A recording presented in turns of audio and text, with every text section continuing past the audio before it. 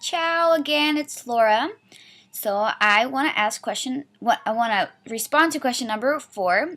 It is: I love Jesus, but sometimes school gets in the way of reading my Bible or going to church. What should I do? Okay, I personally had issues with school and getting in the way of me reading my Bible and stuff like that. So, what I did was I got up earlier and I read my Bible in the morning. First thing is to give God my first time of the day because I love God and I want to spend that time with Him. Because God is that important to me, I was going to make an extra effort to do what I had to do in order to read my Bible.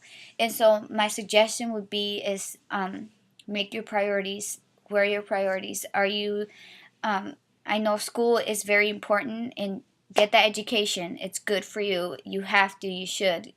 But God is also very important, and He is the base to life. With that said, you want to read your Bible, you want to make sure that you're reading your Bible every single day. So if you can't do it in the morning, do it in the middle of your day. Do it during lunch break. Do it in the afternoon instead of watching TV. Read your Bible. Make time, because when you want something that bad, you're going to make the time.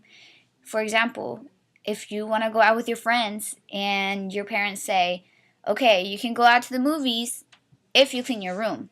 Well, you're going to make the time to clean your room if you want to go out to the movies with your friends, because it's important to you. You want to hang out with them. Same thing with God. God is important to you. So are you going to make the time, or are you going to keep slacking off? So in church, I know that going to church sometimes gets hard because there is a lot of homework, but there's also priorities.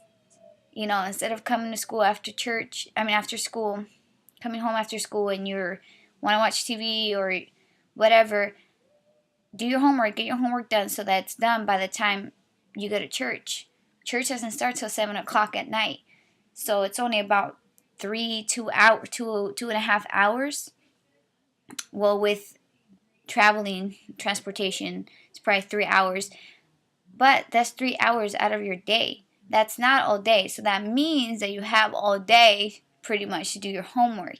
You're like in school for 6-8 hours or whatever, and you have 4 hours maybe to do your homework. Do your homework then, and then go to church.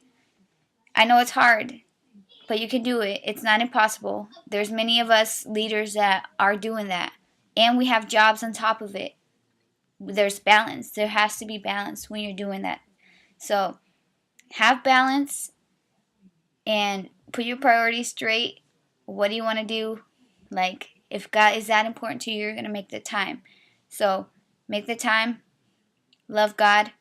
And I know that church, you don't necessarily have to be going to church to feel God.